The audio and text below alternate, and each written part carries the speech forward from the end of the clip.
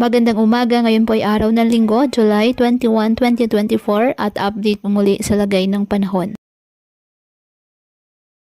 Ayon sa Pag-asa, patuloy pa rin ngayon na minomonitor ang bagyong Karina na nasa loob pa rin ng ating Philippine Area of Responsibility. Lumakas nga ito at isa na pong ganap na tropical storm category.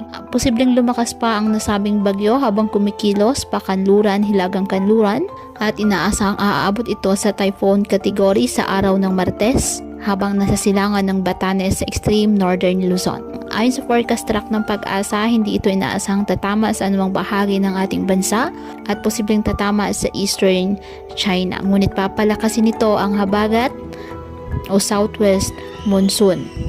Nakaka-apekto na ngayon ang habagat na pinalakas naman ni Butchoy at Karina sa Kalayaan Island sa Palawan. Ganon din po sa natitirang bahagi ng ating bansa, apektado pa rin po ng nasabing habagat at ng mga localized thunderstorms. Sa Lunes, magsisimulang makaapektuhan ng habagat ang Calabarzon, Mimaropa, Bicol Region, Western Visayas, Bataan at Metro Manila ayon po sa Pag-asa. Hindi rin po inaalis ang posibilidad na magtaas ng signal number 1 sa extreme northern Luzon at ang silangang bahagi ng northern Luzon. Depende po sa paglapit ng bagyo. Kaya patuloy po tayo na mag-antabay ng iba pa nating weather updates at sa updates po na ipapalabas ng Pag-asa hinggil po sa lagay ng ating panahon ngayong may minomonitor tayong isang bagyo.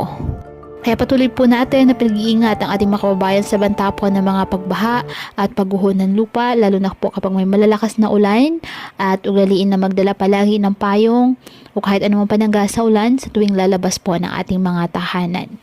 At yan po muna ang update sa lagay ng panahon ngayong araw. Muli patuloy po tayo na mag-ingat at palaging tandaan, God loves you. Stay safe and God bless.